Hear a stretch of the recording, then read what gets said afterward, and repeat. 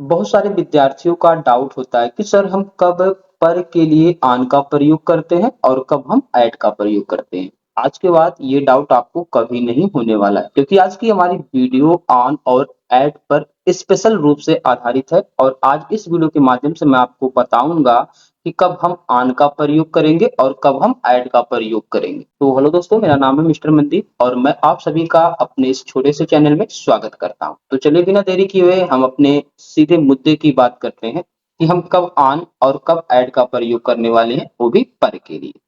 सबसे पहले हम ऑन का प्रयोग सीखेंगे। ऑन का प्रयोग कब और कहाँ किया जाता है। सबसे पहले यहाँ पर आप इसकी डिफिनीशन देख लीजिए कि हमको कब कब ऑन का प्रयोग करना है। ऑन का प्रयोग हमको तब करना है जब हम किसी दिन के बारे में बात करेंगे या फिर हम तारीख के बारे में बात करेंगे या फिर किसी सतह के बारे में बात करेंगे, तब ऑन का प्रयोग करना है। जैसे एग्जाम्पल नंबर 1 में लिखा गया है कि दिन के साथ हम कैसे प्रयोग करेंगे। जैसे आपको मालूम है कि सप्ताह में 7 दिन होते हैं, संडे, मंडे, ट्यूसडे, वेडनेसडे या फिर आप हिंदी में कह सकते हैं रविवार, सोमवार, मंगलवार और बृहस्पतिवार। जब जब आपको किसी भी सेंटेंस में दिन के बारे में बात करनी हो तो आप उस दिन के नाम के पहले क्या करेंगे, ऑन का प्रयोग करेंगे। जैसे यहाँ पर दिया गया है ऑन मंडे लिखा गया है, जैसे यहाँ पर ऑन संडे लिखा गया अर्थात सोमवार को या फिर रविवार। कभी कभी हमारा सेंस जो होता है वो का निकलता है, तो कुछ बच्चे डाउट में आ जाते हैं कि सर यहाँ पे तो हमारा का अर्थ निकल रहा है तो हम का के लिए ऑफ लगा देंगे, बट ऐसी बात नहीं है। अगर कहीं भी दिन की बात की जाएगी तो उसके पहले ऑफ कभी भी नहीं आएगा, जब आएगा तो वो आपका ऑन ही आएगा। जैसे एग्जाम्पल फॉर यहाँ पे समझ लीजिए, I will meet you on Monday. I मैं विल आपकी हेल्पिंग वर्ब में, मीट मिलूंगा यू तुमसे ऑन मंडे अर्थात मंडे को। अगर आप अर्थ निकालेंगे तो निकलेगा कि मैं तुमसे सोमवार को मिलूंगा, सोमवार को आ रहा है तो आप यहाँ पे कंफ्यूज हो जाएंगे और आप क्या करेंगे, को के लिए आपका प्रयोग कर देंगे। बट नहीं, ये जो आपका को का अर्थ आ रहा है वो मंडे को आ रहा है, तो आप यहाँ पर आप मंडे ना लिखकर आप मंडे ना लिखकर बल्कि आप क्या करेंगे, ऑन मंडे लिखेंगे, ये ज्यादा सही हो जाएगा। ये आपका क्या हो जाएगा, गलत हो जाएगा। ऐसे अगला एग्जाम्पल समझते हैं। सी वॉज बॉर्न ऑन संडे। सी वह वाज थी, बॉर्न पैदा हुई, ऑन संडे का मतलब रविवार, वह रविवार को पैदा हुई। अब यहाँ भी कौ का आपका अर्थ निकलेगा तो आप यहाँ भी कंफ्यूज होंगे, बट नहीं, आपको क्या करना है, ये जो मैंने पहला रूल बताया है कि किसी भी दिन के पहले कभी भी ऑफ नहीं आ सकता है, इस रूल को आपको याद रखना है। जब भी दिन की बात आएगी तो उसके पहले जो प्रीपोजिशन आएगा वो आपका ऑन ही आएगा। आइए नेक्स्ट देखते हैं। अगला हमारा डेट, किसी तारीख के पहले हमेशा जो आएगा वो आपका ऑन है। जैसे यहाँ पर लिखा गया ऑन 15 अगस्त, ऑन 1 जनवरी आपका 2027 लिखा गया, तो ये तारीख है। एक क्या है, 1 जनवरी क्या है, तारीख है। ये 15 अगस्त क्या है, तारीख है। तो कभी भी किसी डेट के पहले जो प्रीपोजिशन आएगा वो आपका क्या आएगा, ऑन आएगा, कोई दूसरा नहीं आएगा। आइए एग्जाम्पल के माध्यम से समझते हैं। जैसे my exam is on 15 August. My exam मेरी परीक्षा इज है ऑन को 15 अगस्त का मतलब 15 अगस्त, मेरा जो एग्जाम है वो 15 अगस्त को है। तो यहाँ भी को का ही सेंस दे रहा है अर्थात का सेंस दे रहा है, तो आप यहाँ पर फिर से ऑफ लगाने की गलती करेंगे। बट आप ये सारी चीजें सीख रहे हैं इसलिए दोबारा से गलती आप ना कीजिए। आज तक जो आपसे गलती हो गई वो हो गई।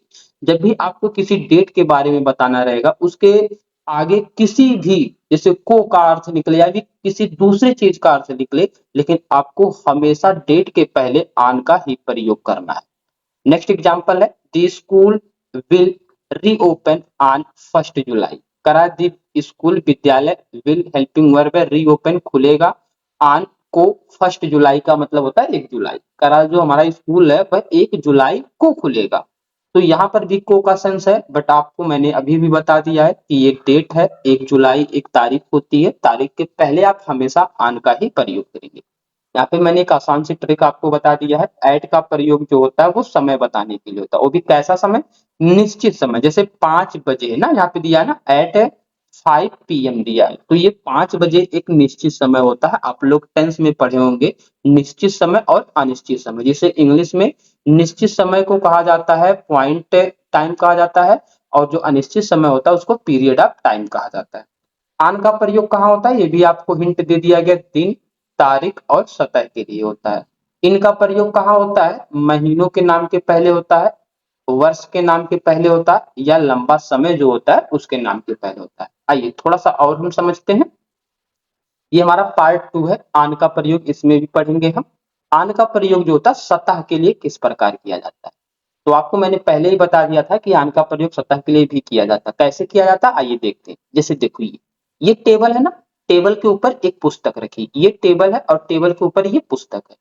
तो जब कोई वस्तु कहीं पर हो वह विरामावस्था में हो तो और वाक्य में पर शब्द आए तो वहां पर हम पर के लिए आन का प्रयोग करते हैं। जैसे एग्जांपल देखिएगा, करा दी book is on the table. The book पुस्तक इज है ऑन पर दी टेबल का मतलब मेज। करा जो पुस्तक है वह मेज पर है। तो देखो ये मेज नीचे उसके ऊपर पुस्तक है और पुस्तक कैसी स्थिति में, विरामावस्था में। कभी भी आप किसी पुस्तक को टेबल पे रखेंगे तो वह गतिशील अवस्था में नहीं रहेगी। अब वहीं पे मैं बात कर दूं कि सर कैसे आप ये कह सकते हैं, ठीक है। तो इसका एक एग्जांपल है, अगर मैं, ठीक है, एक पुस्तक को थोड़ी दूर से किसी टेबल पे फेंकता हूं तो वह जाकर उस टेबल पे अस्थायी हो जाएगी। लेकिन अगर मैं कुछ दूर से एक टेबल पर एक मैं गोली फेंक दूं, जिसे आप लोग कैसे हैं मार्बल बोलते हैं इंग्लिश में, उसको फेंकूं तो क्या वह टेबल पर स्टेबल हो सकती है? तो आप बोलेंगे नो सर। तो वहां पर के लिए हम आन का प्रयोग नहीं करेंगे क्योंकि जो हमारी मार्बल है गोली वो वहां पे स्टे नहीं हो पाएगी, ठीक है। लेकिन पुस्तक हमारी रुक जाएगी, विरामावस्था में आ जाएगी, इसलिए वहां पर के लिए हम क्या करेंगे, आन का प्रयोग करेंगे। अगला एग्जाम्पल हमारा है द पिक्चर इज ऑन दीवार। क्या जब आप किसी दीवार पर अपने फोटो लगाते हैं तो क्या वो हिलती डुलती रहती है, गति करती रहती है? नहीं, वो क्या होती है, स्थिर होती है। आप उसमें क्या करते हैं, फोटो को एक कील के सहारे से लगा देते हैं या फिर आप गोंद के माध्यम से क्या करते हैं, उसको दीवार में चिपका देते हैं या फिर आप टेप का भी प्रयोग करते हैं तो वह विरामावस्था में आ जाती है। कह दी पिक्चर फोटो इज है ऑन दीवार का मतलब दीवार पर। कह जो फोटो है दीवार पर है। अब यहीं पे देखिए पेन की बात कही जा रही, पेन किस अवस्था में दिख रहा है आपको, इस टेबल पर विरामावस्था में दिख रहा है। तो यहाँ पर ये जो अर्थ है there is a pen on the desk, there का प्रयोग होता है जब कोई वस्तु कहीं पर पाई जाती है। जैसे ये पेन पाई गई, कहां पर पाई गई, टेबल पर। करा इज का मतलब है ए पेन, एक कलम। करा ऑन दी डेस्क का मतलब मेज पर। करा एक कलम जो है वह मेज पर है, कैसे है, विरामावस्था में है। तो आप सीधा याद रख सकते हैं जब कोई वस्तु कहीं पर विरामावस्था में होती है और वाक्य में पर शब्द आता है तो वहां पर हम पर के लिए आन का प्रयोग करते हैं। आइए चौथा एग्जाम्पल देखते हैं। चौथा हमारा है इलेक्ट्रिक डिवाइस अर्थात स्क्रीन डिवाइस। कुछ ऐसी चीजें होती हैं जिसे हम स्क्रीन पर देखते हैं। जैसे हम लोग मूवी भी देखते हैं या तो मोबाइल में देखते हैं या फिर क्या करते हैं, अपने टीवी में देखते हैं, ठीक है। तो वहां पर अर्थ तो हमारा कुछ दूसरा निकलता है, बट जो सही प्रीपोजिशन का प्रयोग होना चाहिए वो आन का प्रयोग होना चाहिए। आइए एग्जाम्पल के माध्यम से समझते हैं। जैसे लिखा गया I watched the movie on TV. करा आई वॉच्ड मैंने देखा the movie film on TV का मतलब टीवी पर। मैंने फिल्म जो है वो टीवी पर देखी, बट एक्चुअली में हम लोग बोलते हैं कि हमने फिल्म टीवी में देखी। टीवी में का मतलब होता है आप उस जो टीवी है, जो आपकी इलेक्ट्रिक डिवाइस है, आप उसके अंदर बैठकर देख रहे हैं। क्या ऐसा होता है? नहीं। आप टीवी जो इलेक्ट्रिक डिवाइस उसके अंदर बैठकर नहीं देखते हैं, बल्कि उसमें जो चित्र चलता है उसको आप अपने रूम में बैठकर या बाहर से बैठकर देखते हैं। तो कभी भी अगर आप कोई चीज अपने फोन में देख रहे हैं या फिर टीवी में देख रहे हैं, भले ही वहां पर अर्थ आपका में निकल रहा है, लेकिन प्रीपोजिशन हमेशा टीवी या मोबाइल फोन के पहले क्या लगेगा, आन ही लगेगा, ठीक है। इस चीज को आपको याद रखना। जैसे अगला कह रहा है read it on your phone. Read पढ़ो, इट इसे ऑन योर फोन। तो ऑन योर फोन ये स्क्रीन है, देखो यहाँ पे स्क्रीन लिखा गया है। जब कोई चीज हम किसी स्क्रीन पे करते हैं या इलेक्ट्रिक डिवाइस पे करते हैं तो उसके पहले हमेशा ऑन का ही प्रयोग होता है। तो कह रहा है कि रीड इट, इसे पढ़ो ऑन योर फोन, अपने फोन।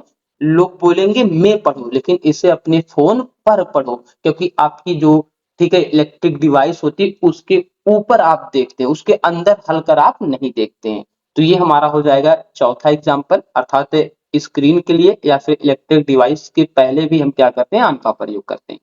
पांचवा देखते हैं स्पेशल अकेशंस। स्पेशल अकेशंस का मतलब होता है विशेष अवसर। हमारे पास कुछ ऐसे दिन होते हैं जो हमारे लिए खास होते हैं, जैसे दशहरा ले लीजिए, होली ले लीजिए, अपना रक्षाबंधन ले लीजिए, ठीक है, दीपावली ले लीजिए। ये सब हमारे क्या है, स्पेशल अकेशंस है, हमारे बहुत विशेष त्योहार हैं। तो जितने भी हमारे विशेष त्योहार होते हैं सबके पहले हम आन का प्रयोग करेंगे। जैसे यहाँ पर देखिए लिखा गया है we wear new clothes on Diwali. We हम वियर पहनते हैं, न्यू क्लॉथ्स नए कपड़े ऑन दिवाली, दिवाली पर। करा हम लोग दिवाली पर नए कपड़े पहनते हैं, लेकिन हम लोग बोलते क्या एक्चुअली में, हम दिवाली में नए कपड़े पहनते हैं। तो जो हमारा में है, ठीक है, वो शब्द हमारा गलत है, बल्कि हमको बोलना चाहिए कि हम दिवाली पर नए कपड़े पहनते हैं। ठीक है।